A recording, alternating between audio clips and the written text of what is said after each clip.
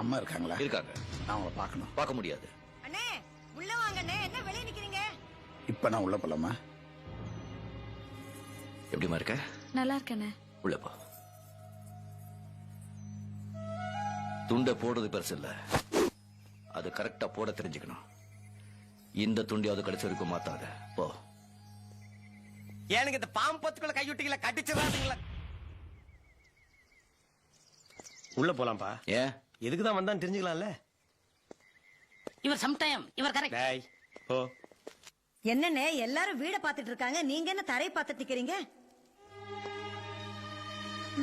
அண்ணே என்னண்ணே கண்ணு கலங்குறீங்க? என்னாச்சு? நீ நம்ம என் பொண்ணை காப்பாத்தணும். ஏ அவளுக்கு என்னாச்சு சொல்லுங்க அண்ணே. அம்மா, உனக்கு தான் தெரியுமே, நான் அவன் மேல உயிரே வச்சிருந்தேன். ஆமா, ஆனா இப்ப அவ உயிர் உன் கையில தாம்மா இருக்கு. ஒரு வேலைக்காரிய விட கேவலமான மோகம்.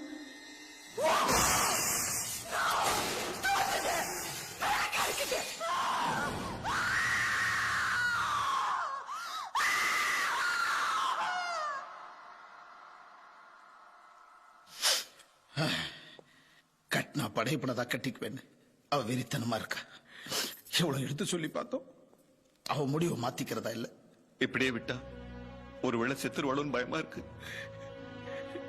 நீ தான் பெரிய மனசு பண்ணி அவளை மருமகளா ஏத்துக்கணும். அத்தை, நான் உங்க பொண்ணுக்கு பண்ண துரோகத்தை மனசுல வச்சுக்கிட்டு என் தங்கச்சி பழி வாங்கிடாதீங்க. அவ வாழ்க்கை நாசமாவாம இருக்கணும்னா நீதான் அவளை காப்பாத்தணும். என்னை விட வயசுல சின்னவளா இருந்தாலும் பரவாயில்ல, உன் காலில் விழுந்து கேட்கிறோமா. அண்ணே என்னண்ணே இது சின்ன பிள்ளை மாதிரி? கவலைப்படாதீங்க, உங்க வீட்டுக்கு நாளைக்கே வந்து நான் நிச்சயம் பண்ணிக்கிறேன்.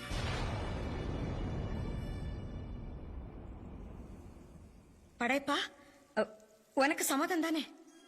நீங்க தான் சொல்லிட்டீங்களேம்மா, உங்களுக்கு சம்மதம் தான். எனக்கு சம்மதம் தான்மா.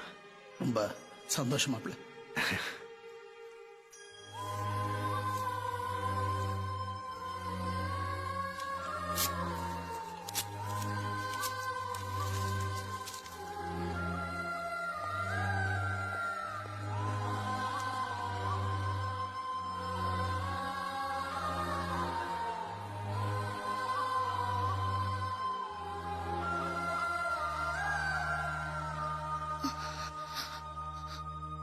என்ன அழறியா?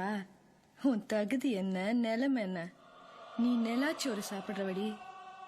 நான் நினைச்சா நிலாவுக்கே போய் சாப்பிடுவேன். நீ நினைக்கிறது எதுவுமே நடக்காது. ஆனா இந்த நீலாம்பரி ஒண்ணு நினைச்சா அத நடத்தாம விட மாட்டா.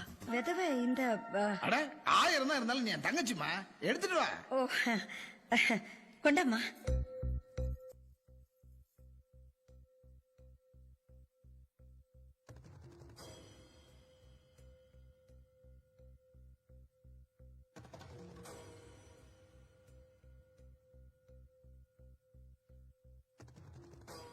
என் மகன் படையப்பனு உங்க மக வசுந்தராவுக்கு கல்யாணம் பண்ணி வைக்க எனக்கு சம்மதம்.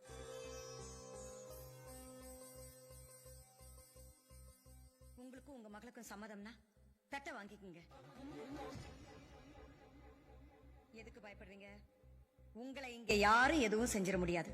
நமக்கு துணையா அந்த 6 படையப்பனும் என் மகன் படையப்பனும் இருக்கா. உங்களுக்கு சம்மதம்னா தைரியமா தட்டை வாங்குங்க.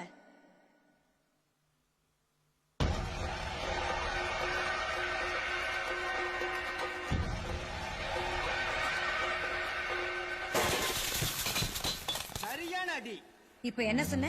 விதவையா இருந்தாலும் பரவாயில்ல, என்ன இருந்தாலும் என் கூட பிறந்த தங்கச்சி இல்லையா நீயே?